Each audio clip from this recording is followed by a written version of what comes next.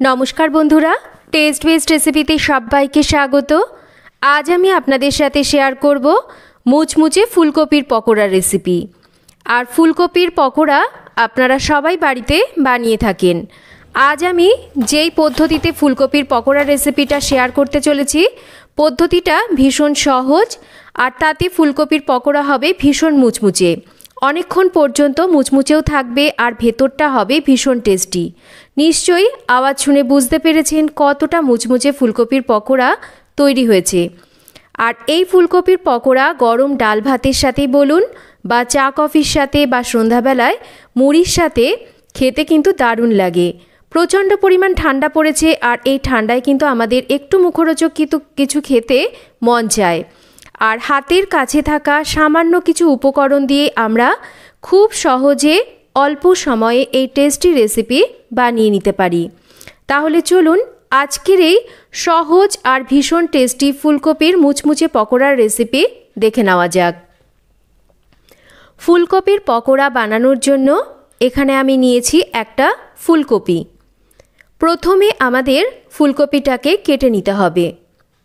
আমি ফুলকপির ফুলগুলোকে কেটে নিয়েছি।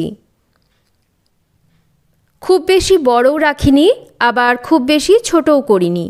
ঠিক এই রকম মাঝারি করে ফুলকপির ফুলগুলোকে কেটে নিয়েছি।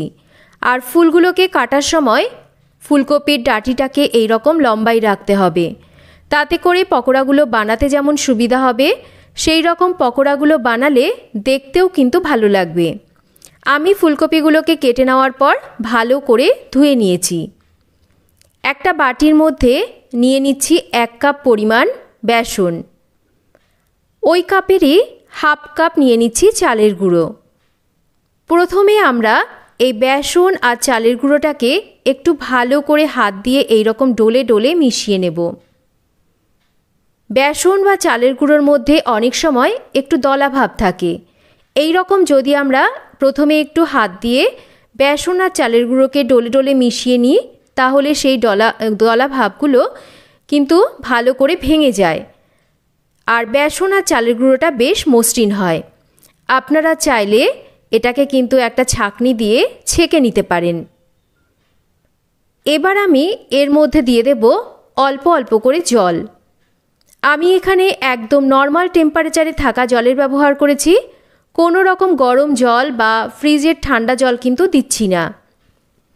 আর জলের পরিমাণটা কিন্তু এখানে পুরোপুরি সঠিক বলা সম্ভব নয়। যে পরিমাণ আপনারা এখানে বানাবেন একটু বুঝে নিয়ে জলটাকে দিতে হবে।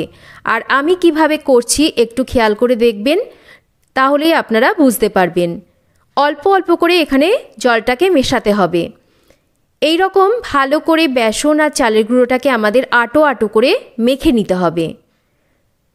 একবারে যদি আমরা জলটা দিয়ে দিই তাহলে জলটা বেশি হয়ে যেতে পারে, এটা পাতলা হয়ে যেতে পারে, সেটা কিন্তু আমাদের চাই না। ঠিক এই রকম আমরা আটো আটো করে বেসন আর চালের গুঁড়োকে মেখে নেব। এবার আমরা এটাকে 10 থেকে 15 মিনিট রেস্টে রাখব। এতে করে বেসন আর চালের গুঁড়ো সেট হবে। একটা কড়াইতে আমি গরম জল বসিয়ে দিয়েছি। জলটা গরম হয়ে গেছে। এর মধ্যে দিয়ে দিচ্ছি একটু লবণ।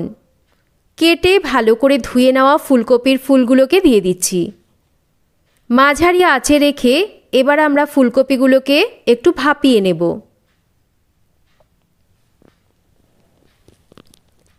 4 থেকে 5 মিনিট মতন আমি ফুলকপিগুলোকে মাঝারি আঁচে রেখে ভাপিয়ে নিয়েছি। এবার এগুলোকে ভালো করে জল ঝরিয়ে তুলে নিতে হবে। ফুলকপিগুলোকে খুব ভালো করে জল ঝরিয়ে তুলে নেওয়ার পর আমি ঠান্ডা করে নিয়েছি। দেখুন একটু দেখিয়ে দিচ্ছি। আমি মোটামুটি এই ফুলকপিগুলোকে 60 to 70% মতন সেদ্ধ করেছি। পুরোপুরি কিন্তু এগুলোকে সেদ্ধ করা যাবে না, এখনও এগুলো বেশ একটু শক্ত আছে।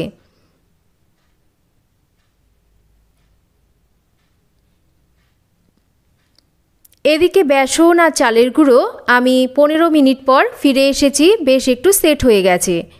এবার আমরা এর মধ্যে দিয়ে দেব হলুদ, স্বাদ মতন দেব লবণ, ঝাল লঙ্কার গুঁড়ো দেব,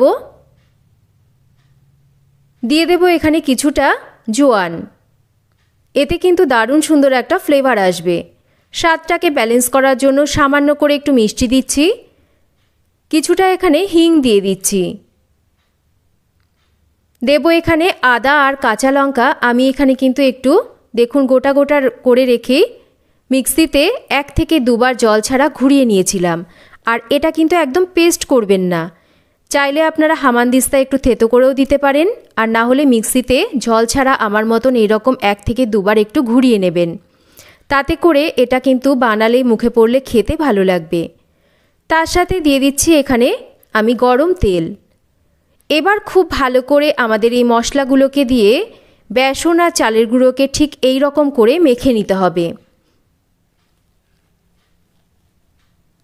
বেশ কিছুক্ষণ আমি এটাকে ভালো করে মেখে নিয়েছি। এবার এর মধ্যে আমি অল্প করে জল দেব। আবারও বলছি, জল কিন্তু আমি এখানে নর্মাল টেম্পারেচারে জল ব্যবহার করেছি। আর একবারে জল দিতে যাবেন না, তাহলে এটা পাতলা হয়ে যেতে পারে। পরে যদি জলের প্রয়োজন হয় তাহলে কিন্তু আমি আবার জল দেব, কিন্তু আমার জলের প্রয়োজন পড়েনি। যেটুকু জল দিয়েছি এতেই কিন্তু হয়ে গেছে। খুব ভালো করে এটাকে মিশিয়ে নেওয়ার পর আমাদের এটাকে মোটামুটি মিনিট 10 ভালো করে ফেটিয়ে নিতে হবে। আর এই কাজটা কিন্তু অবশ্যই করে করতে হবে। খুব ভালো করে আমি মিনিট 10 কিন্তু এই বেসন আর চালের গুঁড়োকে ফেটিয়ে নিয়েছি। দেখুন আমি দেখিয়ে দিচ্ছি কীরকম ঘনত্ব রেখেছি। একটা আঙুল আমি এই ব্যাটারে ডুবিয়ে দেখাচ্ছি, ঠিক ব্যাটারটা আমার আঙুলের গায়ে এই রকম লেগে গেছে। এর থেকে পাতলা করলে কিন্তু ফুলকপিগুলো ডোবালে ফুলকপি থেকে কিন্তু এই ব্যাটারটা ছেড়ে যাবে, তাহলে পকোড়াগুলো ভালো হবে না। এবার ভাপিয়ে নেওয়া ফুলকপির ফুলগুলোকে একটা একটা করে আমরা ব্যাটারে ডোবাবো। আর এই রকম ফুলকপির ডাঁটাটাকে ধরে এক্সট্রা বেসনটাকে ভালো করে আমরা ঝরিয়ে নেব। একটা কড়াইতে আমি পরিমাণ মতন তেল খুব ভালো করে গরম করে নিয়েছি। আর তেল কিন্তু খুব ভালো করে গরম করে নিতে হবে। এবার ব্যাটার মাখিয়ে নেওয়া ফুলকপির ফুলগুলোকে এই রকম একে একে ছেড়ে দিতে হবে। মাঝারি আঁচে রেখে এবার আমাদের পকোড়াগুলোকে ভেজে নিতে হবে। হাই ফ্লেমেও নয়, আবার লো ফ্লেমেও কিন্তু না। হাই ফ্লেমে ভাজলে ওপর থেকে পুড়ে যাবে, ভেতরটা কিন্তু ভালো করে ভাজা হবে না। আর লো ফ্লেমে যদি ভাজা হয় তাহলে কিন্তু পকোড়াগুলো খুব বেশি তেল টেনে নেবে, একটু তেল চিপচিপে হবে, খেতে ভালো হবে না পকোড়াগুলো, দেখতেও ভালো লাগবে না, স্বাদও ভালো হবে না। আমি কিন্তু এই রকম ছোট ছোট টিপসগুলো চেষ্টা করি শেয়ার করতে। যারা জানেন বা রান্না করেন তারা তো জানেন, কিন্তু যারা নতুন বানাচ্ছে বা নতুন রান্না শিখছে তাদের কাছে কিন্তু টিপসগুলো খুব মূল্যবান হয়। তো আশা করছি এই টিপসগুলো আপনাদের কাজে লাগবে। আমি এই রকম করেই মাঝারি আঁচে রেখে পকোড়াগুলোকে উল্টে পাল্টে বেশ লাল লাল করে ভেজে নিচ্ছি।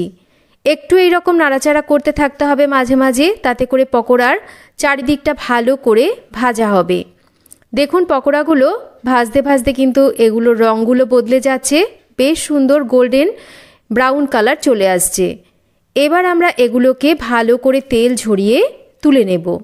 একটু এরকম ঝাঁঝরি হাতার উপরে তুলে কিছুক্ষণ রাখতে হবে, তাতে করে তেলটা ঝরে যাবে। দেখুন পকোড়াগুলোকে আমি নামিয়ে নিচ্ছি। বাকি যে পকোড়া সেগুলোকেও কিন্তু ঠিক একই রকম করে আমি ভেজে নেব। দারুণ মুচমুচে টেস্টি এই ফুলকপির পকোড়া কিন্তু আমাদের তৈরি হয়ে গেছে। এই রকম করে আপনারা একবার বাড়িতে ফুলকপির পকোড়া বানিয়ে দেখতে পারেন। আশা করছি আপনাদের সবার ভালো লাগবে। আর এই পকোড়াগুলো কিন্তু ভীষণ মুচমুচে হয়। আবারও বলছি, একবার রেসিপিটা অবশ্যই ট্রাই করুন। কেমন লাগলো রেসিপি একটা কমেন্ট করে জানাবেন। ভালো লাগলে লাইক শেয়ার করবেন, চ্যানেল সাবস্ক্রাইব করবেন। সবাই ভালো থাকবেন।